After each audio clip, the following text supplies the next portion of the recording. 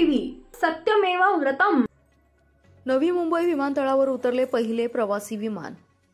नवी मुंबई उल्वे येथील आंतरराष्ट्रीय विमानतळावर वायुदलाचे C-295 आणि सुखोई 30 या विमानांच्या यशस्वी लँडिंगनंतर आज पहिले प्रवासी विमान उतरले आहे। सुरक्षा प्राधिकरणाचे परीक्षण अधिकाऱ्यांसह दिल्लीहून पहिले विमान लँडिंग झालं। त्यानंतर तेच परीक्षण अधिकाऱ्यांचं पथक मुंबईतून उडणाऱ्या इंडिगो एअरलाईनच्या प्रवासी वाहतूक विमानातून प्रवास करत नवी मुंबई आंतरराष्ट्रीय विमानतळावर उतरले आहे। यशस्वी लँडिंग झाल्यानंतर विमानाला वॉटर कॅनलची सलामी दिली। आपण सर्वांसाठी एक हिस्टॉरिकल दिवस आहे। नवी मुंबई इंटरनॅशनल एअरपोर्ट ज्याची आपण बरेच वर्षापासून वाट पाहत आहोत, त्याच्या आज या ठिकाणी कमर्शियल फ्लाईटची ट्रायल लँडिंग झालेली आहे। आपल्याला माहित आहे की ऑक्टोबर महिन्यामध्ये आपण डिफेन्सचा C-130 प्लेन लँड केला। आपला एअरपोर्टचा जो रनवे आहे तो पूर्णपणे 3700 मीटरच्या पूर्णपणे सज्ज आहे, तयार आहे। त्याचा एक चाचणी म्हणून सुरुवातीला एअरपोर्ट अथॉरिटी ऑफ इंडियाच्या विमानाने त्याला फ्लाईट प्रोसिजरचा पूर्ण केला आणि त्याच्यानंतर कमर्शियल फ्लाईटच्या इंडिगोच्या या सक्सेसफुल या ठिकाणी लँडिंग झालेली आहे। याच्यावर ते स्पष्टच आहे की आपण एअरपोर्ट आपला सर्व गोष्टीने आपल्या या ठिकाणी सज्ज आहे। सो आता हे जो नवी मुंबई इंटरनॅशनल एअरपोर्ट आहे, जो याचा कॅपॅसिटी जो जुना एअरपोर्ट आपला छत्रपती शिवाजी इंटरनॅशनल एअरपोर्ट आहे त्यापेक्षा दुप्पट आहे आणि मला वाटतो की हे लवकरच आपण लोकांसाठी कमर्शियल फ्लाईटसाठी उघडा केला जाणार आहे। प्रत्यक्षकारी प्रवासी विमानाने कार्य सुरू आहे। या ठिकाणी आपल्याला माहितीसाठी या ठिकाणी 4 टर्मिनल आहे। टोटल कॅपॅसिटी जर बघितली तर 90 मिलियन पॅसेंजर पर एनम म्हणजे 9 करोड पॅसेंजर पर वर्षी एवढी क्षमता आहे। जो प्रेझेंट जो एअरपोर्ट आहे छत्रपती शिवाजी इंटरनॅशनल एअरपोर्ट त्याच्यापेक्षा दुप्पटच आहे।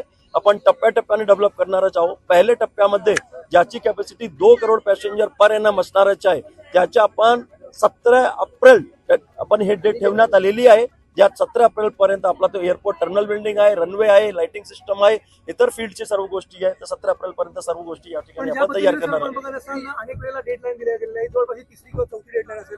तुम्ही 17 एप्रिलची डेडलाईन शेवटची निश्चित होणार आहे असं आता एक बघा, आपण या ठिकाणी काम गेल्या 8-10 दिवसामध्ये जर 8-10 महिन्यामध्ये बघितलं, एअरपोर्टच्या फार प्रमाणामध्ये गती आलेली आहे। या ठिकाणी खूप मोठ्या अडचणी होती, ते सर्व अडचणी दूर करून आपल्या माहितीसाठी C-130 डिफेन्स प्लेनची लँडिंग केली, कमर्शियल प्लेनची लँडिंग केली, रनवे तयार आहे, टर्मिनल बिल्डिंग आपल्या समोर दिसत आहे।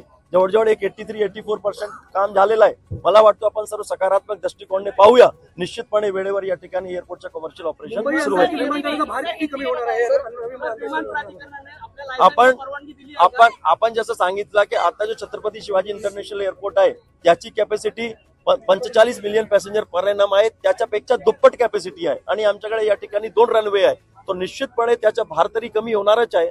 बरेचशी फ्लाईटला मुंबईमध्ये लँडिंगची फॅसिलिटी मिळत नाही, प्राईम टाइमला किंवा इतर गोष्टींमुळे त्या ठिकाणी लँडिंगची फॅसिलिटी या ठिकाणी मिळून मोठ्या प्रमाणावर या ठिकाणी सुविधा मुंबईतून उपलब्ध नाही, ते सुविधा सुद्धा उपलब्ध केली जाईल। आपल्याला एक आता काय असतो ते एक प्रोसिजरली आपण वेगळे टप्पे पार करून जातो। जसं मी सांगितलं की यामध्ये आपण त्याच्या रनवेची चाचणी झाली, लेफ्टची साईडची, त्याच्यानंतर तुमच्या डिफेन्स प्लेनची लँडिंग झाली। आज तुम्हाला फ्लाईट प्रोसिजरची आणि इन्स्ट्रुमेंट प्रोसिजरची सुद्धा तपासणी केली। DGCA साहेब, डायरेक्टर जनरल सिव्हिल एव्हिएशन स्वतः या ठिकाणी ते इंडिगोच्या विमानात बसून आलेले आहे। एअरपोर्ट सुरू करताना फार चाचण्या घ्यावी लागतो, बिकॉज सुरक्षतेच्या दृष्टिकोनातून आवश्यक सुट्टी असते, एक प्रोसिजरचा भाग असतो। आपण प्रत्येक टप्प्यामध्ये वेळेवर हे पूर्ण करत आलेलंच आहोत। आज हेही सक्सेसफुल झालेलंच आहे। त्यामुळे पुढे आता याचे नंतरच आपण एरोड्रॉम लायसन्ससाठी दाखल करणारच आहे। तो त्याच्यानंतर एरोड्रॉम लायसन्ससाठी आहे, त्याच्यानंतर ते आपल्याला परवानगी देणार, त्याची सुद्धा चाचणी होणार, सिम्युलेटर टेस्ट होणारच आहे।